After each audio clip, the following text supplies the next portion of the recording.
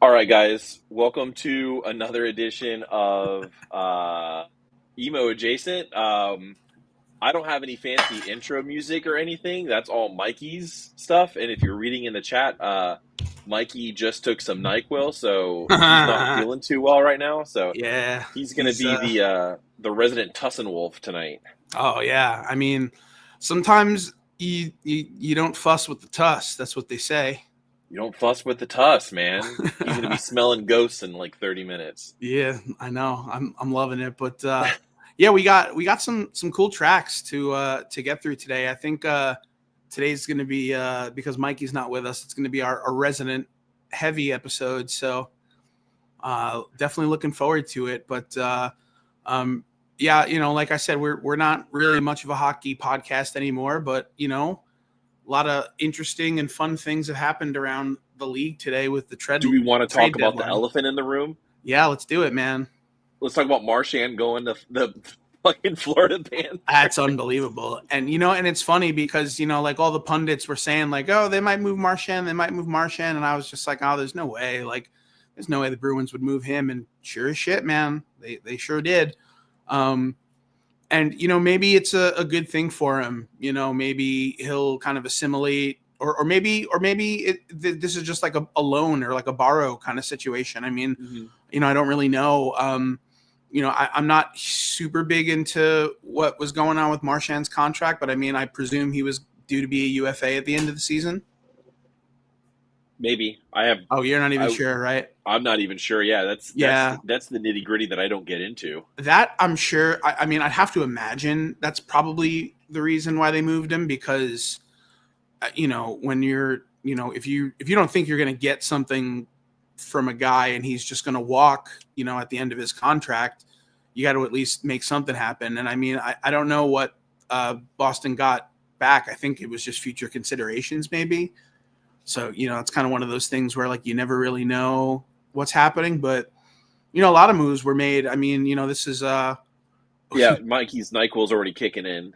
oh yeah, yeah. Well, Mikey is good for him. He's gonna blast us this whole episode, I'm sure. So um but for me and Mikey being Islander fans, one of the A's, Brock Nelson, got moved to the Avs. Hmm. I know we got back a first rounder, I think a conditional third, and then this really good prospect who I watched some of his videos from the AHL, and they're saying he might be NHL ready by next year, if not next year, maybe the year after. So the Islanders are going through a tough time, man. It's they really do desperately need to rebuild. They've got a couple of contracts that are really bad that they have to you know kind of get off their books, and they've got two really great young defensemen in Noah Dobson and Alexander Romanov that are going to need deals, and they only have Yep. so much cap space to work with, right? So that's going to be an interesting offseason to see what happens. If Lou Lamoriello actually sticks around, that'll be interesting to see as well. I mean, he's a big proponent of the bridge deal, so who knows? They might sign Romanoff to 8 and maybe try to bridge Dobson, to get him to a point where he might be able to get that 8-year deal at 6 or 7 mil that he wants. That the Islanders just might not be able to give him, especially if they're trying to keep Palmieri and looking ahead into the future. Next year you've got Pajot is up, and the captain, Andrews Lee is up too. So should be really interesting. But the trade deadline is always really fun. The Rangers made some pretty interesting moves too. I mean, this was about a week back, but they moved Lindgren. About a week or two before that, they moved Hedel. So the Rangers are kind of in a little bit of a rebuild themselves, but it should be interesting to see how the rest of the season pans out. The Caps are very much ahead of the curve right now in the East, but as we talked about off camera, I'm sorry to say this, Mikey Forbes, if you're out there, but the Caps just have a real bad habit of just falling on their faces every playoff year. So we'll have to see if this year is the same with them or not. But, with all of the bolstering that some of these teams in the West did, it could be a year for the Western Conference to raise the cup. So time will tell. I think time will tell. But, but yeah, I mean, Marchand to the Caps, man, that's a big one. Oh, yeah. It's it'll be interesting to see what he does down in Florida. He's one of those players where it's like you hate him when he's on any other team, but the minute he goes on your team, you're a fucking fan of him. Like Corey Perry, Tom Wilson. If Tom Wilson ever gets fucking moved too, like everybody hates that guy. Yep. But you always want him on your team. So and I mean the reality is that even though Marchand is known for his mouth and chirping everybody, and sometimes he gets a little weird with his stick, and he likes to cross check people and slash people, but when he's on your team and he's pumping up your bench, and your bench is throwing 2 or 3 in the back of the net because Marchand is riling everybody up and taking the other team off their game, that's a pretty good thing. So it's the way to go. Well, for sure speaking of the Islanders getting a possible prospect, the first band that we have lined up was the first band we ever got on our prospect report. Oh yeah, I know Mikey loves those segues. He's sitting there just like, oh yeah, he finally got off talking about the Islanders and fucking Marchand. But they're coming at us straight from Maryland. They just put out a new track. They put out another track a few months ago too. Called Sink In. This one's called Sinking In. The one that they put out a couple months ago, Liam, I know you're in the chat, but throw that in there. I'm trying to remember what it was called. I can't remember off the top of my head because we just did 6 songs today. Yeah. Save Face was the one that they put out a couple months ago. Right. But this is their first new one, Sinking In. They put out Tendencies in 2023. It was a phenomenal, EP. That's why we had them on our prospect report.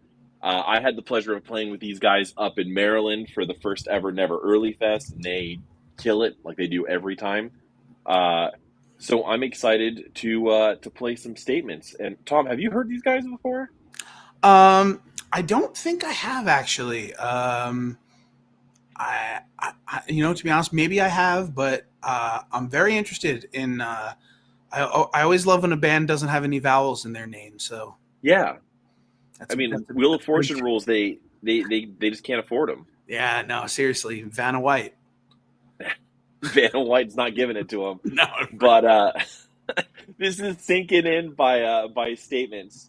Sweet. Stay at your own pace, keep it calm, don't let it slip into the great place. In between the love and longing, I've been off track, staying tight, something to fill this space. Something to fill this space.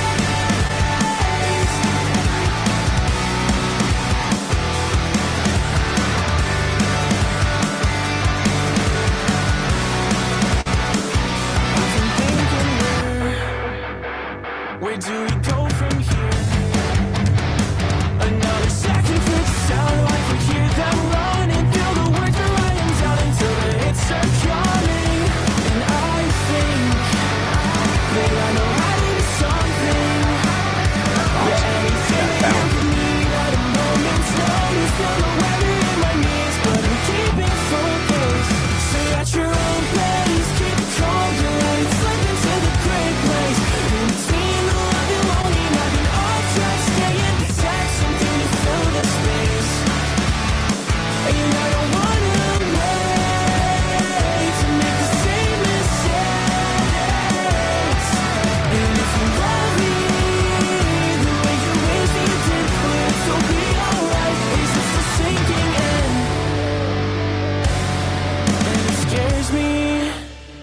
when I'm drunk in my basement, I want to figure out where that drum comes from.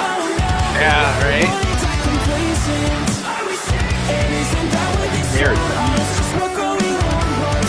Yeah, the drums in general sound great.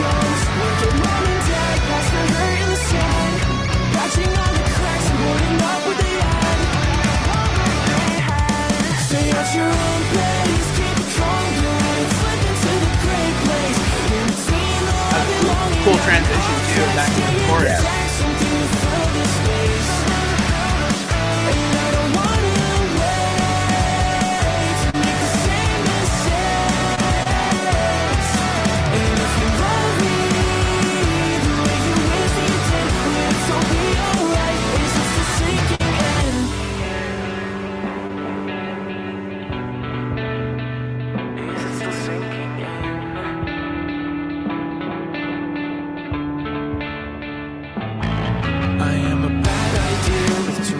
room to grow. That bass is dirty. Not afraid to It's got some stank on it. up on your shoulders, pretending I'm tall. I'll say it again when I feel nothing at all.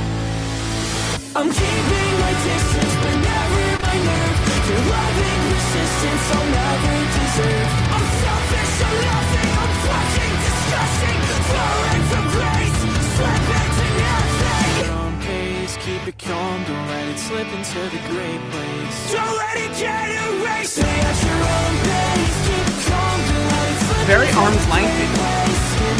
Yes. Yeah. I like that.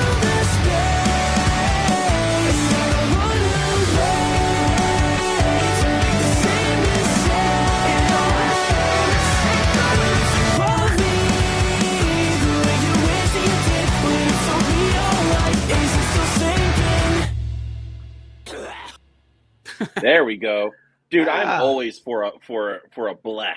Yeah, man. Sometimes the best blechs are just perfect. I really dug that. That was great. It wasn't it wasn't like super like spit shine produced, like it had some grit to it, which was cool. The stuff the drummer was doing was just excellent. That little kind of like, I guess you'd call it maybe a bridge, before the last chorus when he was playing the 16ths on the snare, and he was like accenting with the cymbals, with the guitars and the bass was really, really cool. I love that kind of stuff. Syncopation in music is always a great way to kind of set yourself apart. When a lot of punk rock is just like, eighth notes and just kind of like driving and, doesn't have a lot of depth and dynamicism to it. This really did. Singer is fantastic. I don't have much of a rubric for the rest of their music, but I would say that their vocalist is probably a cut above a lot of the other bands that would be in that same category, I guess you would say maybe. Yeah. But, really great. Love the tune. Just love the ethos, and would definitely be very interested to, hear where that would kind of land on an album for them. But you said where are they from? You said they're from Maryland? They're out of Baltimore, yeah. Baltimore. Yeah. All right, cool, man. Awesome. Awesome pick. This was, whose pick was this technically? Was this Mikey's or yours? So technically, both if of we yours, want to right? go, if we want to go by the group chat, Right. it's mine. But but Mikey was having some struggles today trying to find a few bands, so we kind of helped him out a little bit. But yeah, Liam's such a good singer, and I know Liam's in the chat. I know he's probably just sitting there, just like loving that I'm talking about him right now. But I think like one of the coolest things about Statements, and it's really kind of what drew me to them, was Liam's vocals and hearing how different it was. Right. And I feel like when it comes to pop punk music, especially for me, I really enjoy bands that have very dynamic and very different vocal styles. I think that's kind of like what draws me to them a little bit more. Mm-hmm. And I was going to say, I don't know if Jamie, you're still in the chat, but who was ripping that nasty guitar solo in the background? Was that you or Drew? That's good. That's good shit. Yeah, Drew's the only left-handed guitarist that I respect. I don't trust left-handed guitarists very often. Chris Rowe would hate you so much. I know, for real. It was Drew for sure. Nice, man. You guys are killing it, man. Like this track was great. Safe Face was also just a phenomenal track. You guys are absolutely killing it. I know you guys have a couple shows coming up. So throw them in the comments. Tag us whenever you post anything, because we love you guys. We'll continue to support you guys. But of course. But yeah, solid track there, and I'm excited to see what you guys put out in the next few weeks, possibly if you guys are doing the 6-week thing. But yeah, I don't know which one we want to go into next. I think I just have them at random. Yeah, I mean, whichever one. I got and I got a couple, but yeah, tell me which one is loading up for you. Let's do one of yours. We'll we'll do the 100th song. Oh, yeah, Let's talk okay. about that one really quick. Right. So Hundredth is kind of a cool band. I don't know a tremendous about like a tremendous amount about their history. I know they kind of started as more of like a post-hardcore band or like a melodic hardcore band, I guess maybe you'd call them. And then most recently, when they put out Somewhere Nowhere, which I think came out in 2019, they sort of developed into like a little bit more of like a shoegazy band, you know, a little bit more pop centric. Really underwent a pretty dynamic shift. So I'm kind of interested to hear what this track is about. I know Hundredth have been kind of teasing that the record is going to drop this spring. I don't think that there's an official date for it, but you know, Hundredth are one of those bands that, you know, they blew me away a long time ago when they were more of a post-hardcore sort of band, melodic hardcore band. I mean, you know, they I remember my introduction to them was through No Sleep Records when they did Resist and Revolt, and then I kind of went backwards and, you know, went to their first record on Media Scare. And but I did like the record that they had put out, you know, about 5 years ago, just before COVID. It was really great, had a lot of good tracks on it. You know, they kind of went in like the Deaf Heaven direction, you know, where they used to be a really noisy, really loud kind of raucous band, and sort of tuned it back and dialed it back. So my presumption is that we're going to get that on this track, but who knows, man, we might get like a metalcore banger. So, you know, but yeah, Hundredth is awesome. Super stoked. They're from the wrong Carolina, if you were to ask Mikey, but he's not here to be a North Carolina homer. They're from Myrtle Beach, these guys, but super stoked for this Horry track. County. Yeah, man. They're their lead singer used to spit in the air and catch it in his mouth, and it was super gross. So that I remember. Well, JJR used to do that with his nose. He would just shoot a snot rocket up in the air. It's so gross. And then catch it in his hand and then play saxophone. Fuck. Yucky. Yeah, I'm excited to hear them. I really haven't listened to 100 like in depth since probably like Let Go, and that was over 10 years ago at this point. It's a long time ago. That was you know, when they were still a hardcore band. But yeah, I'm interested to see in what direction they went and kind of, you know, how they built on the sound that they approached, you know, 6 years ago. So, you know, let's get it going. Let's get going. This is Waste by 100.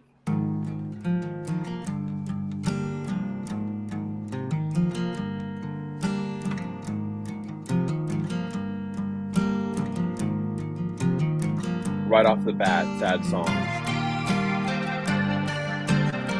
It's super shoegazy.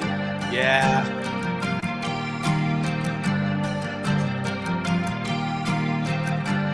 Everything's a waste.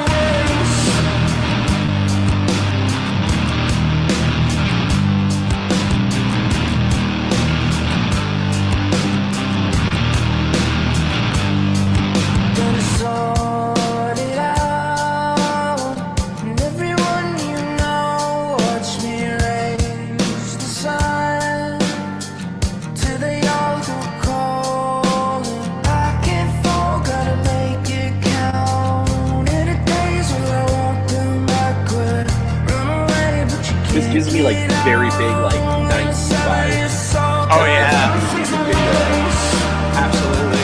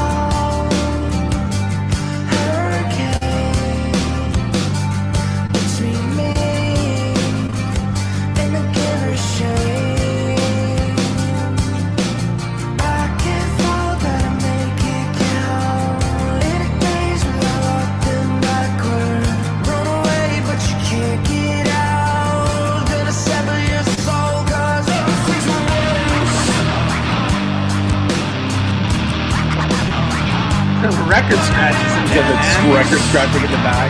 All right, that's pretty dope. I like the hit pedal that's the guitar. I love it. Just tell me honestly, jagged piece takes what you took from me. Pack it up, make it count. No one left to make a sound. Gauge me up, break it out, make 'em all hate me now.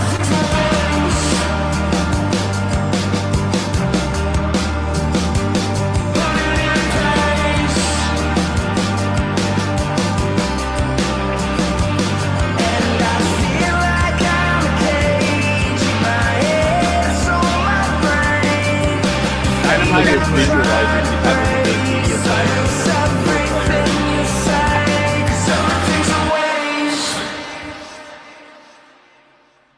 That was Yeah, sick. so yeah, I mean, you know, if your only impression of Hundredth was from their hardcore days, you hear this and be like, you know, what the hell is going on? But you know, the more and more bands that are kind of doing this whole 90s alternative shoegaze, you know, sort of revival thing.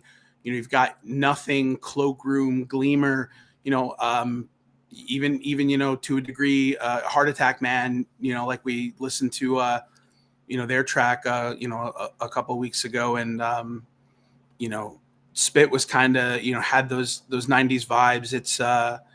It's really, really cool. You know, I love the acoustic guitar throughout and how they just building on top of it and then pulling it back and then building on top of it again. I mean, the vocalist, the lyricist, I think his name is Chadwick. Chadwick Johnson is his name, but he's That's a porn star name. it sure is. Quite a hell of a lyricist, though. You know, I love the content of the song. I love his range. I love how the way he sang, you know, the way he approached his vocal melodies really fit with the song so well, hand in glove, very much. And you know, just the tempo of the song. It's, you know, it's laid back. It's not too frenetic. You know, it kind of gives the song a little bit of room to breathe, which is really cool. And the visualizer was awesome. You know, Yes, Mikey hit the nail on the head. It was very, you know, like Windows ME screensaver, but I love it. You know, and just, you know, the fuzziness of the guitars and all the, you know, all the effects they were using, and you know how wet they got it was just like absolutely great. You know, sort of what I was expecting. I was expecting something maybe a little bit more upbeat, but you know, the pacing of the song was great, and just loved it. It was really, really good. I think it's cool when you see a band like this that can effectively change their style, Right. and Yeah. keep it relevant. Like, Mhm. and they're still kind of like on the, because I hear people talk about Hundredth all the time, and like, while I haven't listened to them since, you know, 2011, Right. I've heard like things here and there, and I know Chadwick was doing a solo project called like Pure Violet that was cool. kind of like in the same realm of this. But yeah, it's really cool when you see a band go from melodic hardcore to putting a Moog keyboard in front of them with a Muffletta pedal and then just ripping it.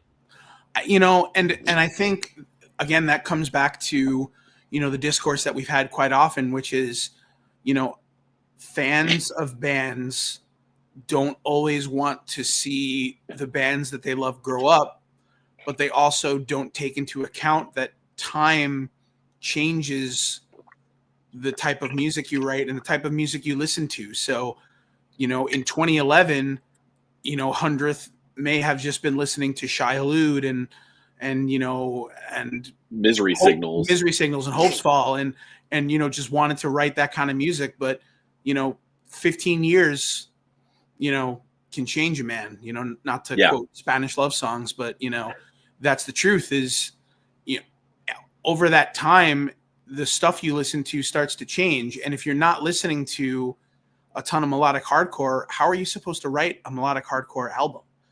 You know, if Yeah. you can't just dig down deep when there's nothing and just pull something out.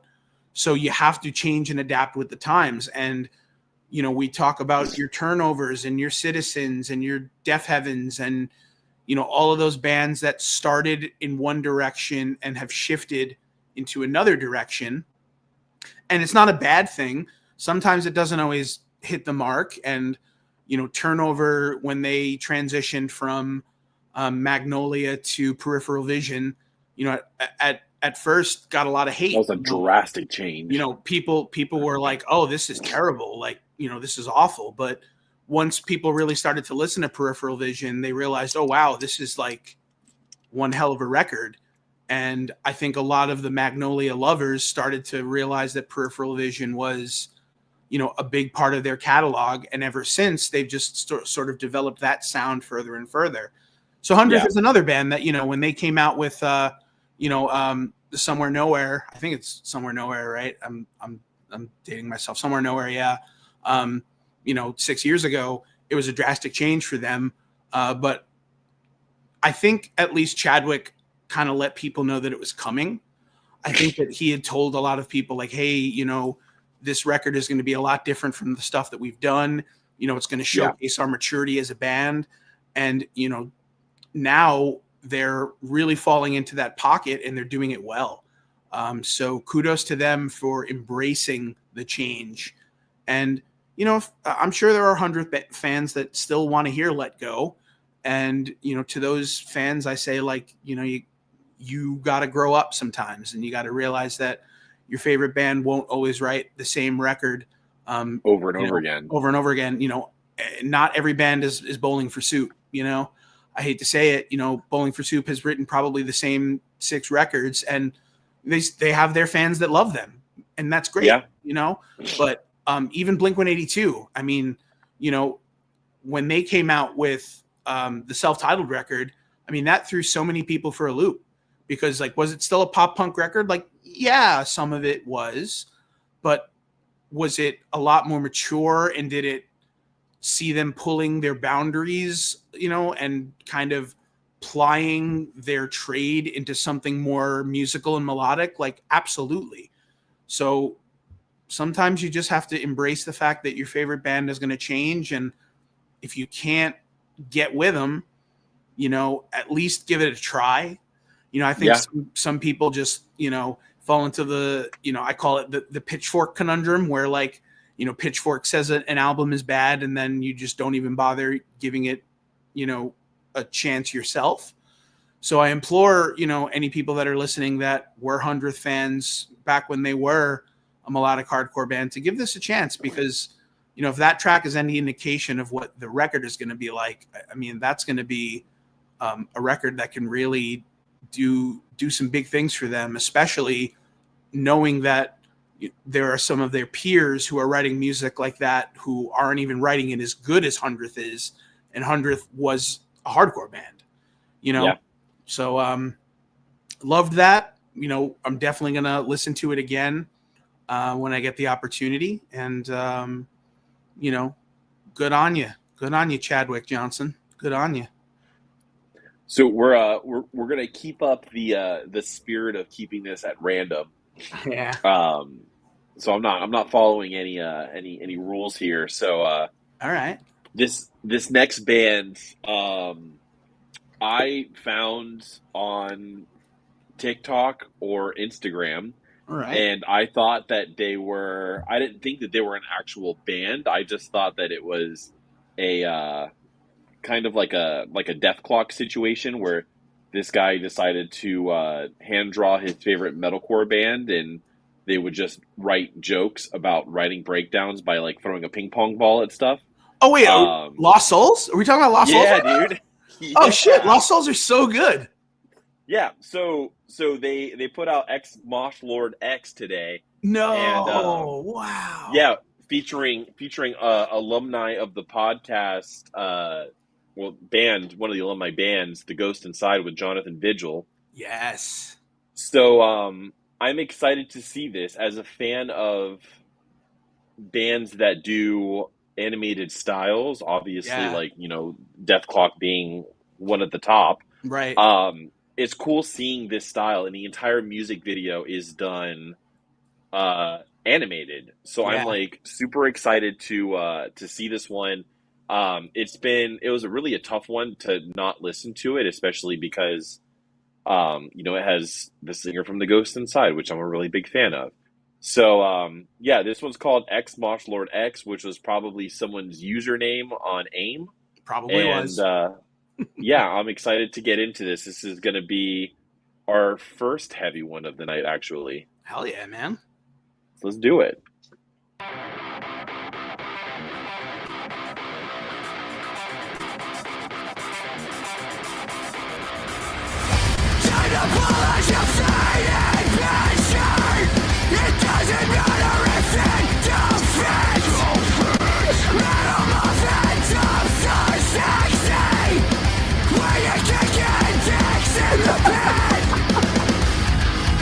Can't go wrong with that.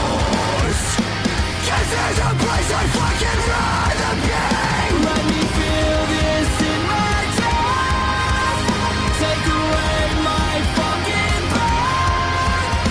Line guitar in the corner. I can feel this chaos stirring in my blood. Like this engine 44. Holy shit. Oh my god. I came here for just 2 reasons: to see my friends and kick some dicks.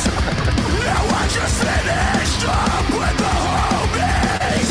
All that's left is to hit the beat. My girlfriend said she don't care if I'm away. She thinks I'm cool, and she's great. Do you know if she's got any friends that are single? Not on the top of my head, but I'll check. Yeah, boy. Thanks, man. This is gonna be sick. No worries, dude. People are gonna freak out, dude, when they see us on double dates. They'll be like, "Oh, I didn't know those two like rock stars hung out." Well, sure. This is the most random thing. Oh, you mean right now? Yeah, man. Or later. Like, we can do later if you want. Yeah, let's just do it later. Let me feel this in my chest. Until my lungs take away my fucking breath. Squeezing out from my lungs, I can feel this chaos stirring in my blood. Let me feel this in my chest. Until my lungs take away my fucking breath. Squeezing out from my lungs, I can feel this chaos stirring in my blood. This is all I want. This is all I need. Just give me a song and some dicks to kick. Now this is what you came for.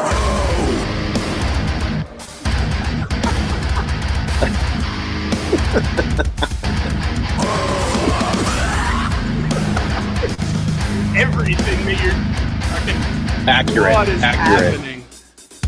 Let me feel this in my chest. Until my lungs take away my fucking breath. The carabiner with the key, all there.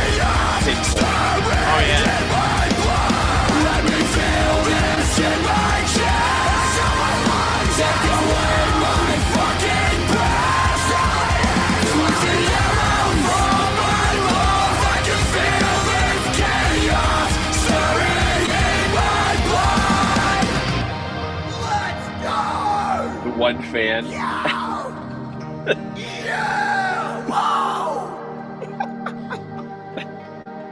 Oh, I love that.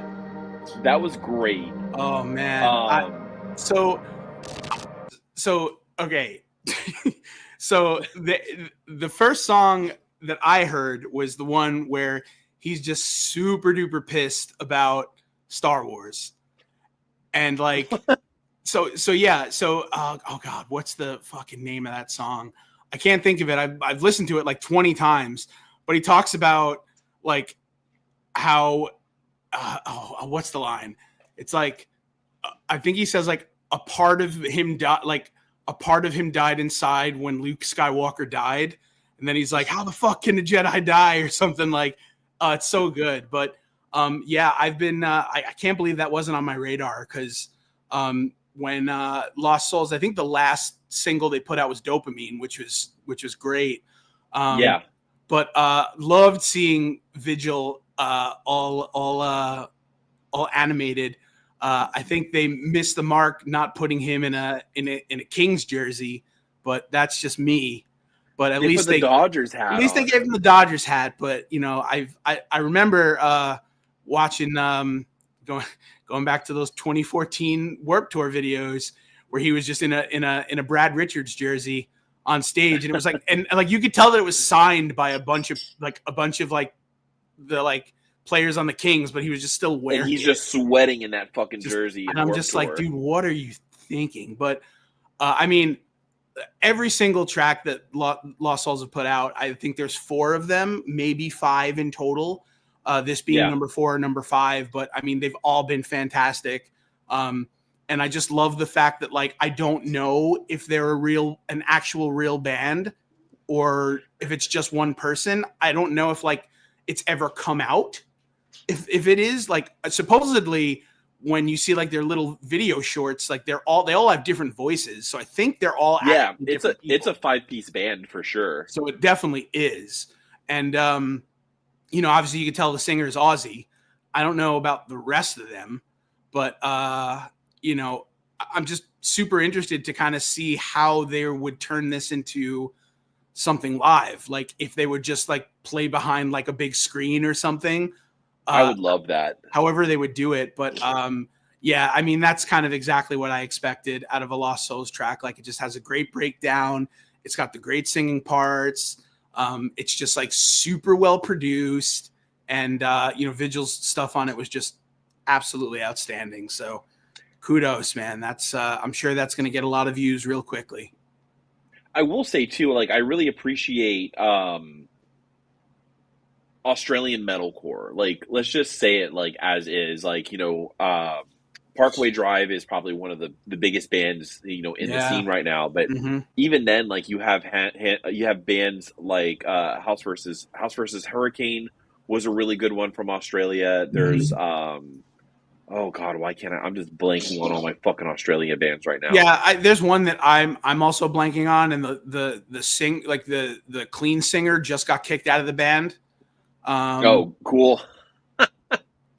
Oh god, what the hell is the name of the band? They're very Australian and they're very popular, and they're actually going on Amity Affliction, right? Yeah, it's the Amity Affliction. Okay, yeah, that's what I'm thinking about. Yeah, yeah. Aaron Stringer just apparently got kicked out of the band, and it's been a whole thing. Our metalcore is blowing up about it, but dude, I don't understand like how I glossed over not realizing that like there was going to be a Lost Souls song on this episode, but like that totally got me super pumped because every single Lost Souls song I've listened to ad nauseum, and they're all great. And there's even one where he talks about Grogu in the song, like it's literally just about like Star Wars, like that's all it's about. They're almost like the Jared Alonge of the metalcore scene. Yeah, right. They really are. Is literally kind of like what they are, but they're just so skilled in animation that they're able to kind of like unreal. Like, and I mean, not only do their music videos, but do reels with animation, and they kills. Like it hits the mark every time. Oh yeah, I mean that ping pong reel was so great, where he just throws the ball and it's like dot dot dot dot dot dot dot dot, and then he just like looks at the drummer and nods, and the drummer just goes, and he hits the yeah, just goes right into it. And then so great. You know what? Surprise blech in that too. Oh, dude, he loves putting blechs in songs. He does them. And there was actually, did you ever see the reel where like it's the singer and I think like the guitar player that are going back and forth doing like blechs, and like the singer's doing it really well, but the guitar player just can't get it. And he's like, no, it's like this. And the guitar player's like, you mean like this? And he's like, no, like this. So like funny. I love it. But yeah, I think that the concept is super cool. I think it's very, very, it's very, very different, but I think it's very much on brand for, you know, the 2020s. I think it's a really super cool thing to just have this avenue for them to, you know, keep producing these great singles and songs and just making them super, super fun to watch. You know, they don't take the piss out of themselves. They realize that, you know, they're humorous, but at the same time, they just write bitchin' tunes. So, you know, and I think Dopamine is probably the closest one to like a track that like is sort of like not super silly, but like the two ones before that, like the one that was about Star Wars, and there was one that was about like another movie or another show. But all great tracks. So really great. And, I hope they come out with a record or something soon, because they seem to be just going the dropping singles route, which is great by me. You know, and I'm sure if they're animating everything, it takes months and months to do. Yes, like it has to take some time in order to kind of like pump those out. So for sure. But yeah, we're gonna keep the heavy in rotation right now. We're actually gonna go from, I guess, Australia to New England with one of Boston's own, and I'm reading that it's the original lineup. So Tom, you want to go into this one? That's what I'm told. It's my understanding that it is the so I guess it was Vanna broke up, they reformed as in Spirit, and then now they're kind of taking the Vanna name back with the original lineup. And I mean, that's what got me into Vanna was, you know, that Curses, I think, was like the first full length, which, you know, that's what got me into them to start with. And then, you know, those were like the Epitaph years. And then they, you know, had a little blip where I think they were on Artery and they put out a record or two. And then Pure Noise had them for the very end of their, you know, their kind of iteration as Vanna. And then, you know, they started kind of, you know, playing as In Spirit, and now they're back as Vanna, which is really good. But yeah, as soon as I heard that they were going to do this, I was just like, oh, this is incredible. Like, I can't wait to hear what this sounds like in 2025, you know, what Vanna has become, you know, like, are they going to be, you know, kind of like they were back in the early, you know, the late 2000s, where they were just like a blistering screamo band, or are they gonna, you know, kind of put a little bit more melodicism into it, or like, you know, what are we really gonna get? So going into this blind, I'm really, really excited to hear this, and I'm really, really excited to hear what Vanna in 2025 is all about. But yeah, you know, shout out New England hardcore, shout out Have Heart, you know, shout out Transit, shout out Ella. I mean, they're not metalcore, but I mean, Ella is about as metal as you can get. So shout out Unearth, Killswitch Engage. Yeah, there you go. That's true. Yeah, you're better at metalcore than I am. So with Blood Comes Cleansing, I think, is also from the Boston area. Shout out. Most Precious Blood is New York. Most Precious Blood is New York. Yeah. Yeah. Most Precious Blood. Actually, I think Most Precious Blood is playing one of the Silent Majority shows that are going on, happening right now as we speak. I don't think today's, I think maybe tomorrow's. I think today's is The Movie Life, Crime in Stereo, and Silent Majority. And our homies in Inner Love are actually playing that show, which is just blows my mind that, like, you know, that John Argandiza, who's like one of the best homies, just got to play a show with like one of the most important post-hardcore bands like ever in existence, in Silent Majority. Yeah. So, but without further ado, Quiet Place by Vanna. Get ready to kick some dicks, I think. We're kicking dicks in for sure. Yeah. That's how it goes with time. Yep. We're gonna hit you up through these lonely days. Constant change. Slowly off into the sun. Someday, whatever goes. If they don't play Furnace Fest this year, I'm gonna be upset. Yeah, seriously. Like a million years. When we fade, Could you picture this? A quiet place where things are harder when you let them be. Sowing seeds of yours into the ground. Let yourself grow into someone else. Living a fever dream and lost along the way.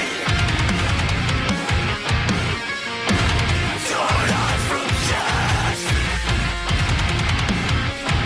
That delay lead in the background, we haven't heard that before. Oh, it's so good. I love that.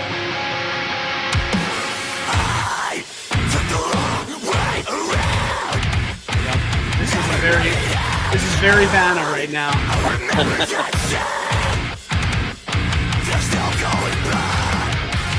Could you picture this? A quiet place. This chorus, though. Oh, it's so good. It's great. When you let them be. Sowing seeds of yours into the ground. Let yourself grow into someone else. Living a fever dream and lost along the way. There we go.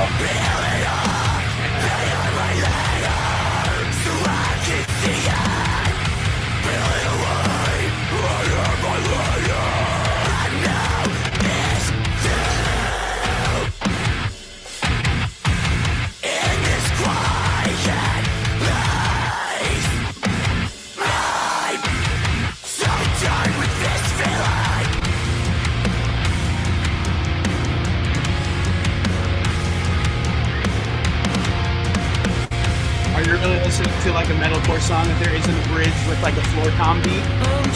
Oh, absolutely.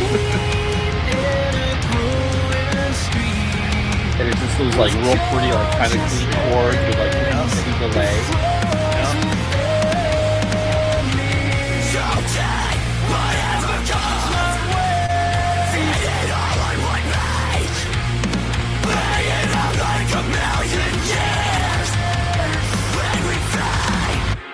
Could you picture this? Yeah. A quiet place where things are harder when you let them be.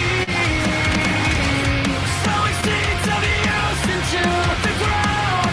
Let yourself grow into someone else. Living a fever dream and lost along the way. You're still going back. Sick. Yeah, that was exactly what I kind of figured a Vanna song would sound like in 2025. Fuck yeah, absolutely. I love the syncopation. I love the clean against the unclean vocals. The chorus, like you said, was just a total, kind of like, breath of fresh air, against all of the really angry and angsty verses. And, the bridge was just awesome. And, great way to kind of just end the song abruptly, which was really awesome too. They've, if anything, if you say there's a formula for metalcore, they've perfected it. There's nothing else you can really say about that. I mean, you don't like to think that there are, formulaic equations for songs, but there are, the Devil Wears Prada has taught us that. It's, like your chorus, you sing your chorus, you scream your other parts, you have a breakdown, you have a clean bridge, and then, you got your crazy outro. And I mean, Vanna have been doing that for almost 20 years and they don't disappoint, No, at all. And it's just, hopefully the rest of the record that surrounds that is just as heavy and just as angry, because I think that's what I really loved about Vanna, and being in love with Curses so much when it first came out and listening to it so much was just that it was just so gutturally angry and just like blistering and just so good. But, with today's production, there's a little bit more that you could do than you were maybe able to do back in 2007, but they still, it doesn't sound overproduced. It's still nice and chunky. The distortion on it is just loud and ripping, and it's everything you'd want out of a out of a an angry metalcore song, and it really hit me big time, and just so stoked that they're back, that they're doing their thing, and yeah, hopefully we see them on Furnace Fest or something. It's definitely going to be like interesting, like seeing. I mean, I know like last year's Furnace Fest was supposed to be the last Furnace Fest, but Yeah. they're sneaking another one in here, and Mhm. I'm all for it. Like so far, like the bands that they have added on it have been sick. Last year, we were blessed with the final show of another Boston hardcore favorite, Bury Your Dead. Mhm. And then they had a special guest guitarist with Dan from 4 Year Strong on there. Oh, that's sick. That's So awesome. he was playing with Matt and the guys. So Wow. yeah, it's gonna be cool. I mean, it's cool seeing Vanna back. I mean, growing up in the Miami hardcore scene, seeing what was going on in Boston and New York Mhm. throughout the late '90s and early 2000s was like a Right. huge dream for us to be able to see all that kind of like blowing up, and it was a huge inspiration for For sure. a lot of the hardcore Absolutely. bands that we had down south. So Mhm. Vanna holds a special place in my heart, and I'm so glad to see them fucking ripping it again with the original lineup. Yeah, man. You got to love it, and hopefully we kind of see a little bit more of that. I mean, we got Poison the Well back. It might not be original lineup, but at least some of these bands that kind of fell off the radar and broke up and went their separate ways are all starting to kind of reform and get back together, which is great for us as listeners, right? Because Yeah, we get to re-experience them and we get to re-experience their music, but it's also great for some of these other bands, like a Vanna, who, when they released their last record, I mean, it was 2016, and now you've passed 10 years without having Vanna. So now more people are going to be like, oh, you remember Vanna? Like, let's go see them, and now, we're going to be putting more money into their pockets, which is a great thing. And I think Yeah. that, that's one of the things that I love about some of this music coming back is that, all of these artists that we grew up to love that maybe never really got to make a real true honest living off of this now will get that opportunity.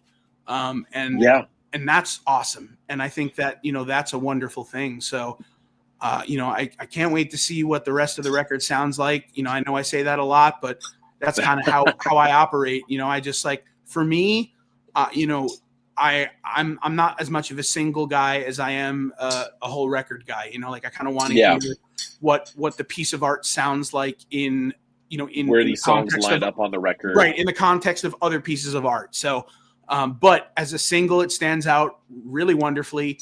It's just a brutal song. Again, just the way Vanna has always, used that kind of dry syncopation, just chugging along.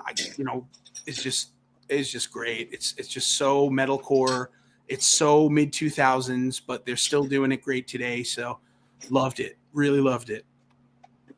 So this next band threw me by surprise. They are from Hanover, Germany. Ooh, okay. They're coming from Germany. I've never listened to them. They popped up on my release radar, and I was like, let me just look at their bio really quick. Their fans also like the first band on there was Suck Brick Kid. Okay, all right. So I'm like already. So I kind of get a good sense for who these guys are. So they started in 2019. They got hit with the pandemic. They started integrating themselves into the Hanover hardcore scene. So I don't know how big the hardcore scene is over in Germany right now. Interesting. But they said that they have melodic offshoots of hardcore, but some of their biggest influences are bands like Basement, Title Fight, and No Pressure, which I'm all for. Yeah. So this is going to be an interesting one. This is the first time I'm listening to them. I don't think Tom has ever heard this band in the past. I don't think, yeah. They're called Pluto the Racer. No, never heard of them. So I love doing these because it's just, if Mikey's still here, if he hasn't gone into his His NyQuil coma. He's definitely in a coma right He's now. just deliriously watching this. Is just all that 100th video had to have sent him. Oh, absolutely, for sure. But yeah, this one's called "In the Clear" by Pluto the Racer from Hanover, Germany. Let's do it, man. Let's do it.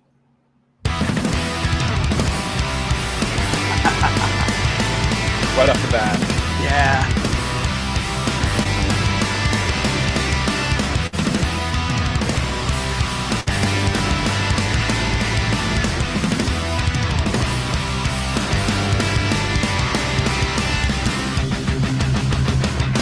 Walking with my eyes closed, after the others. I've had a little too much time to think of what it's over. Couldn't time to see my life just flash before my eyes and try my best to catch my mind midair, but I just keep failing. But I'm not giving in. My clear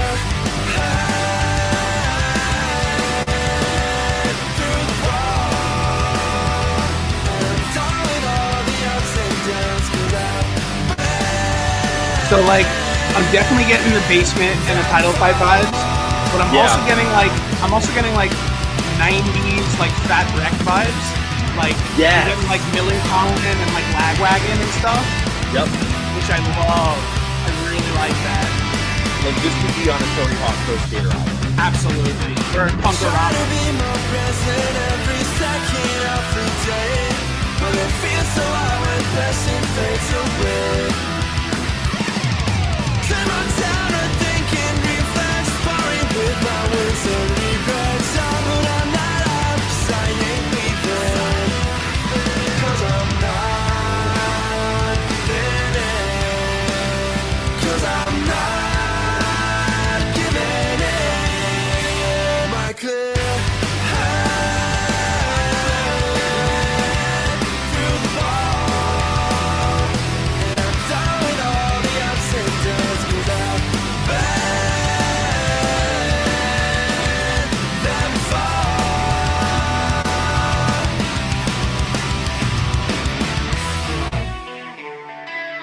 Ooh. Nice and chorusy. Yep.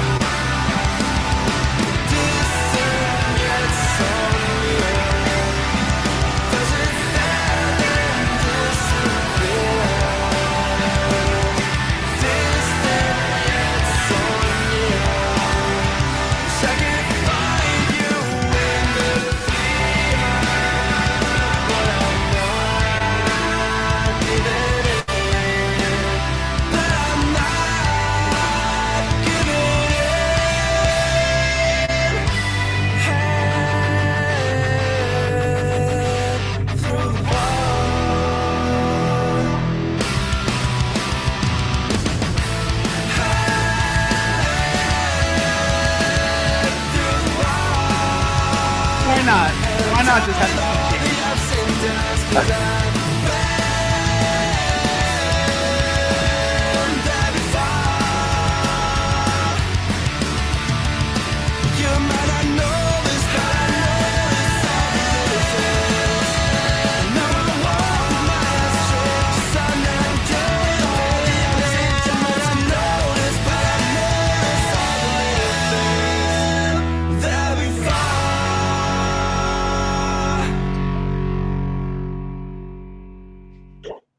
So Yeah. I don't know what the criteria is for bands to play the international showcase for Fest, Right. but this is a band that needs to rip Lucy's on a Sunday afternoon for Fest. Absolutely. Absolutely.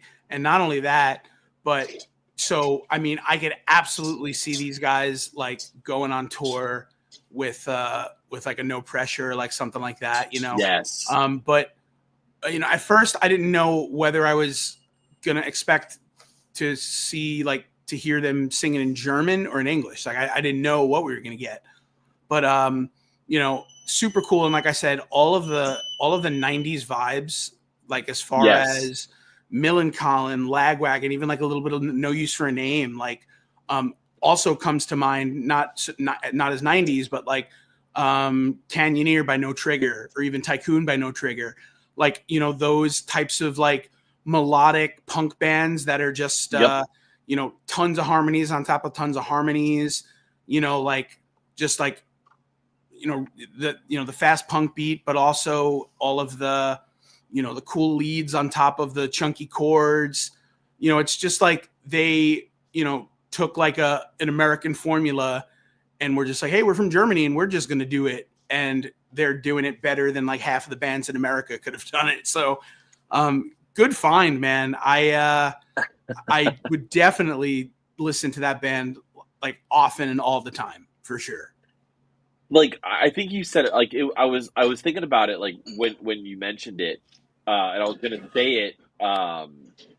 That they are a band that could 100% tour with No Trigger. Yeah. And I feel like I don't remember if it was Bones or if it was Coach Mike from Timeshares, but they were saying how there's this like huge event in Germany, and it's almost, I think it's the Booze Cruise. It's like a huge fest, and they just bring punk bands from all over. I love and that. they'll get on this like riverboat cruise thing and just play up to the North Sea and back to where the fest is.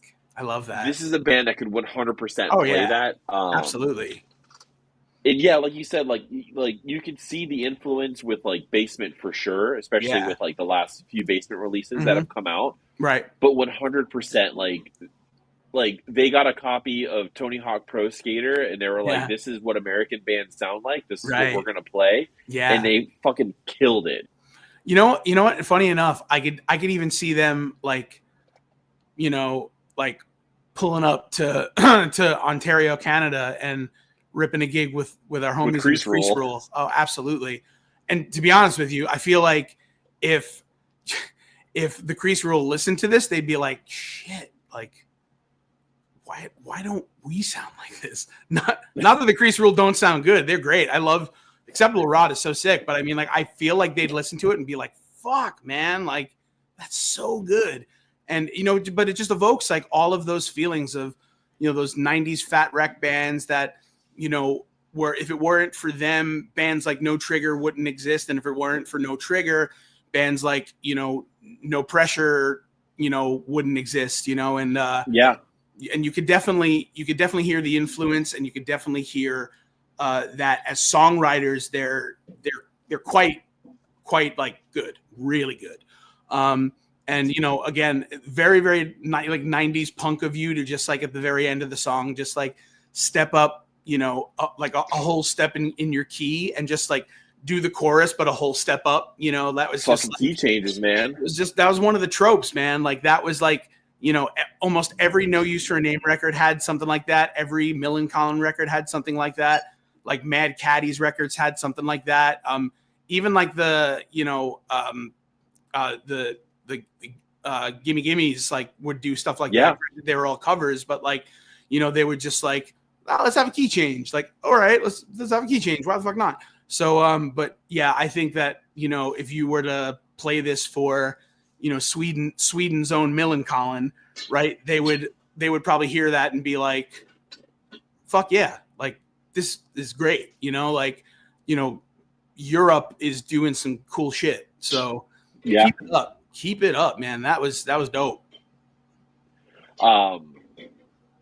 Yeah, that's just one of those bands. I feel like every week we have one of these bands that we've never heard of that kind of just like blows us away. But this next one is a little bit of a fun one for you, buddy, because I know that you've been listening to this band a lot. And I wanted to throw their new one up just so you could check it out, because I don't know if you've listened to it yet, but this one is from our good friends in Good Terms. Oh yeah, I've been listening to that record so much. Burnout is so good. So this is a Blondie cover. This is a Blondie cover. I was waiting for you to pick up on it. All right. So sick. I haven't listened. I listened to like 5 seconds of it just because Okay. I was like, is this a Blondie cover? And I wanted to just hear it really quick because I didn't see that it was a Blondie cover before. Incredible. I have a feeling that there's a breakdown in it. It's gotta be. Gotta be. They killed it with the Van Halen cover, so I can only imagine what they are going to do to Blondie. So I'm just really excited to get into this, and I'm just going to hit play. Hell yeah, man.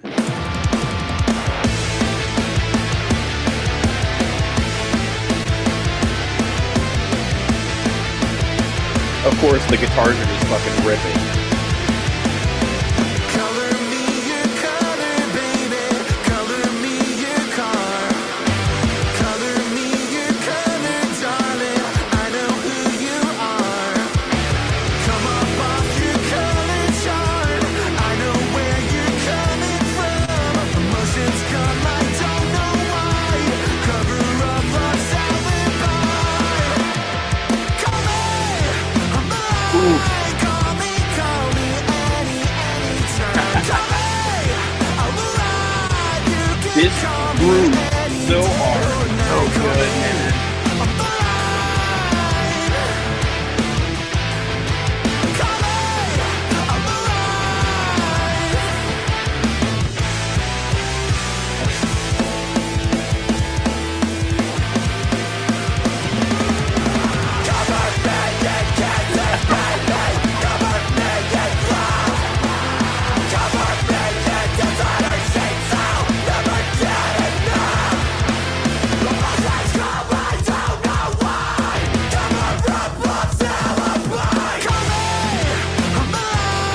Call me anytime. Call me. I don't know how you can make a score attack. When you're ready, we can share the wine. Call me. I'm fine. Call me anytime. Call me. I'm alive. Anytime, any place, anywhere, anywhere. Yep.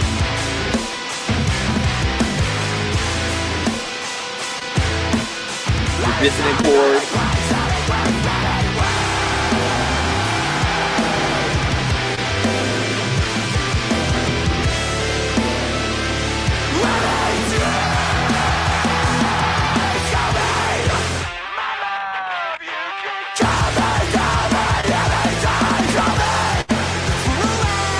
You can call me for some overtime. Call me.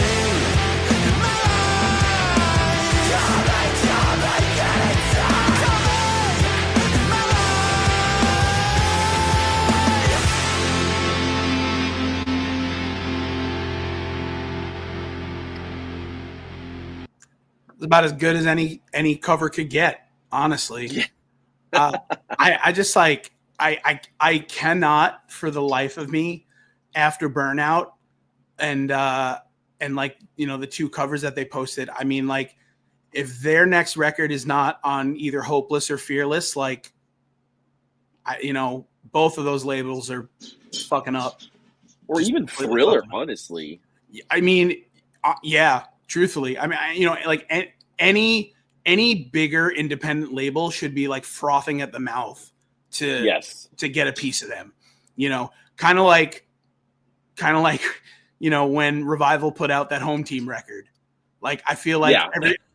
every label was just like, oh my god, like we gotta figure something out. We got to sign them. We got to Yeah, sign them. But I mean, they're so good. They're so talented. Every member of that band is just so good. And you know, I guess they're, you know, lead vocalist and I guess lead guitarist as well. He's both. I know Ivan Maybe, also right? rips Like, on guitar, but yeah, he's just so good. And just the way that they approached that song and made it so good terms is just wild. And I remember like seeing Blondie at the Riot Fest I went to in 2013. Yeah, and I remember Blondie playing "Call Me" and being like, "Oh, well, this is such a sick song," but like that, just like totally blew me away. It's just, and like they had to throw that dissonant breakdown in there. You knew it was coming. But I just love like the halftime chorus that they did was really, really, gave a whole new vibe to the song. And it's always great when a cover is, decidedly different than, The original. It's original, right? When it's essentially rewritten, and that's kind of how this was. I mean, like, it had the song structure was similar, but they really just wrote an original song and just put the lyrics to Blondie's Call Me to it. And it just was so good. They're like, they probably just wrote this song and they were like, is this the same key as Call Me by Blondie? Dude, there's some dude who's on, I think he's on either TikTok or one of the platforms who is like, it's like the same dude talking to like himself. And he's just like, he's like, what song would go good with like what mashup would go good with like this song? And then like the other version of him will be like, well, anything in B harmonic minor, I guess. And he'd be like, anything in B harmonic minor? And then the guy would just be like, no, I mean, not any. And it would just cut back to him and it would be like Panic at the Disco and like a Pentagram song together. No, I said it to Tony the other day. It was like, oh, I write Sin's Not Tragedy is in A minor. Yeah. It's an A minor pentatonic. And he was like, oh, you know what else is an A minor pentatonic? Smooth by Carlos Santana. Yeah, that's one. It was so good too. It was so good. And I love how like the other guy is like, no, you shouldn't do that. You can't do that. And he just does it. It's so good. But I love a good cover, and I just love when like a band kind of makes it their own. And Yes. it's a bummer that Mikey's not on the show with us right now, because him and I would have probably just launched into a whole discussion about how Between the Buried and Me's cover of Colorblind is like leagues better than like the original Counting Crows version. And how a lot of the tracks on that Dead and Dreaming compilation are like just as good, if not better, than the Counting Crows version, maybe with the exception of Angels of the Silences, because like that's just the perfect song, and you can't really do much with that. But a good cover is kind of hard to come by, especially where like you have all the punk goes pop and punk goes crunk and punk goes this and punk goes that, and like a lot of bands try to like put their own spins on songs, and sometimes it works really well, but sometimes like it just seems ultra manufactured. Like to me, like and I hate to say it because like I love them so much, but like Still Fly by the Devil Wears Prada, awful. I mean, like so bad. But like every song on that album was awful. Oh, it's so bad. But like that was kind of what it was all about. It was like, oh, we got to take these songs and just make them like as like ignorantly stupid as we can. But Good Terms, all being fantastic musicians and obviously having a vision for what they want their band to sound like, was like, hey, let's challenge ourselves and cover this like 80s pop tune and see what we can do with it, and just knocked it out of the park. So I honestly love that so much.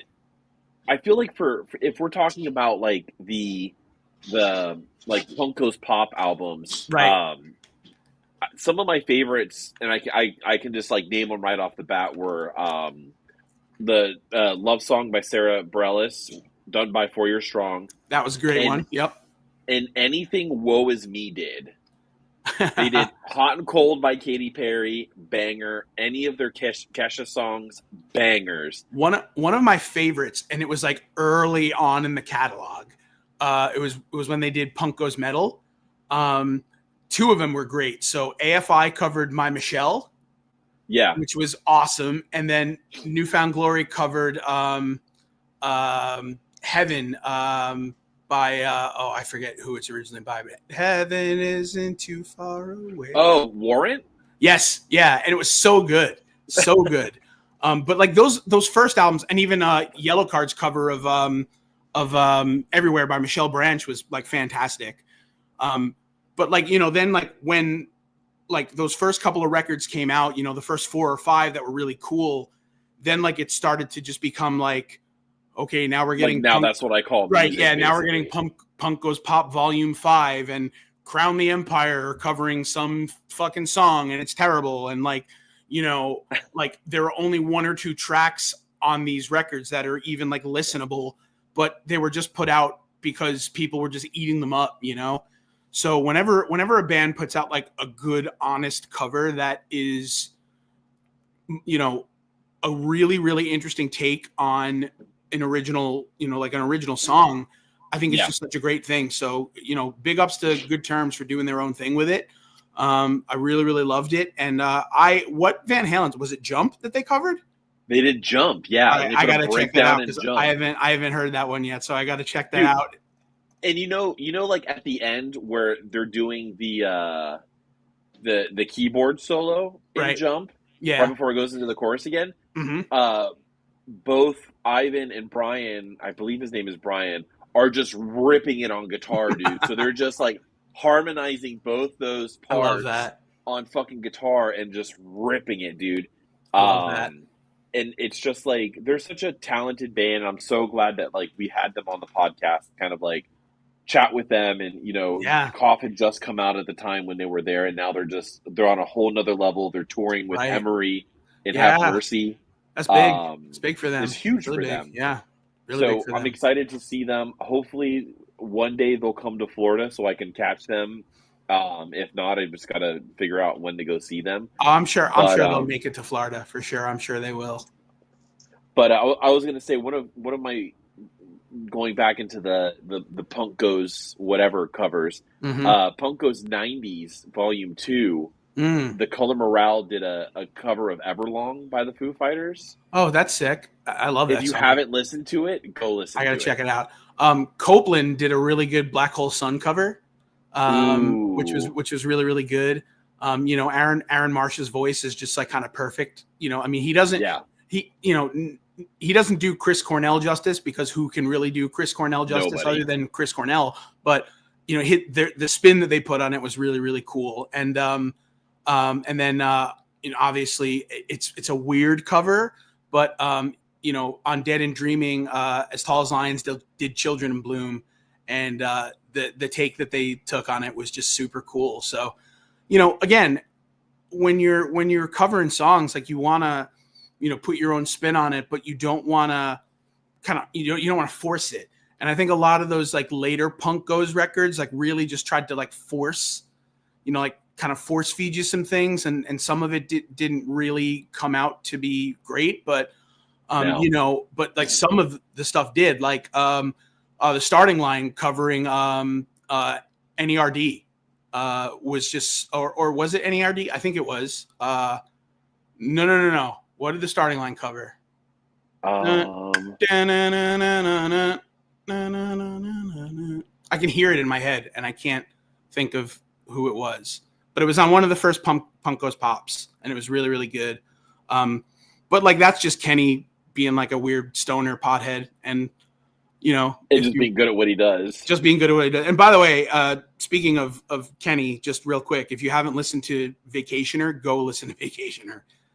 Like that side project of his is just dynamite. It's so good. I was going to say so chill. They did a Studio 4 session. They did, yeah. They did with Will Yip, yeah, for sure. Yep. And all that stuff. Go check that out if you're a big Starting Line fan. Yeah, so good, man. I mean, the Starting Line are just great. They're one of those pop punk bands that just like are always gonna kind of be a leg above, you know, the rest of them, just because of, you know, what they did for the genre when they did it for the genre. You know, love the Starting Line. But I guess Was it the song I'm Real? Well, so yeah, they did that. But Big Time Something, Big Time Sensation, Big Time. Oh, yeah. I mean, they did I'm Real by J-Lo, and that one was really popular. But they had another cover, which I can't think of it, but it was like way cooler than I'm Real, because I'm Real was just like them being a pop punk band. But it was like the cover that they did was like, I want to say like 05, 06, like when they were in between based on a true story and Direction, you know, when they were kind of sort of changing their sound a little bit. And it was great. Oh my God. You know what? Wait, while we're here, I'm just going to look it up. I think it's called maybe Big Time Sensuality. Hold on. You can hear me typing. It's the loud typing. Right, dude.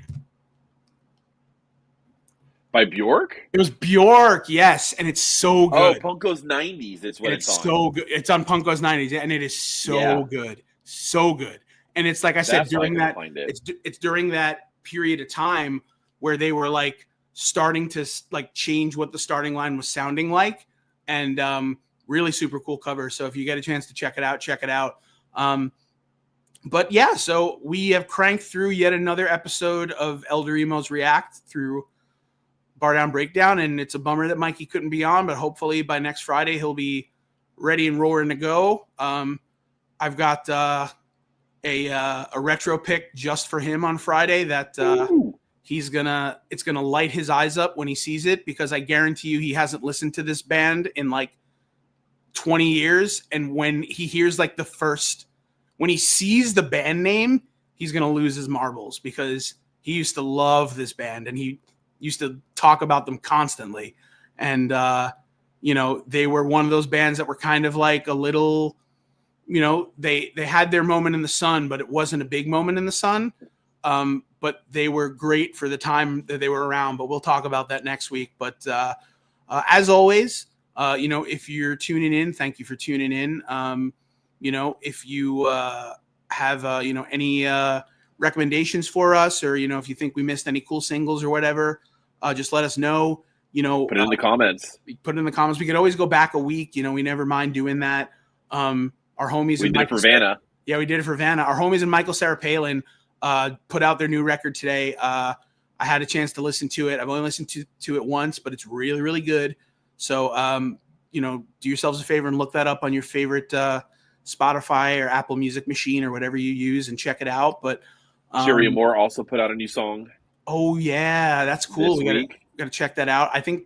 And then Whitechapel also put a new album out this week. Whitechapel put out a new record, and I think like Lady Gaga also put out a new record, which is probably really, really fucking good too. So, lots of good music for you guys to listen to, and we appreciate you tagging along with us. We appreciate you being with us, and we will definitely see you next week. So for Mikey, who is absent and probably blissfully slumbering away in his NyQuil-induced haze, and for Justin, and for our homies in Violent Gentlemen, who sent us some merch recently. This hoodie, I'm sweating in it currently, which is what I was hoping wasn't going to happen, but it happened. So it is what it is. But we thank you for chilling with us, and we thank you for being with us, and we will see you next week. Same bat time, same bat place, 10 p.m. Eastern, with some new shit for you. So. And one more thing to Mikey. Oh, yeah. What? Under an hour and a half. Yeah. See, he's probably so excited that we did. We're good. We're good at this. We're good podcasters.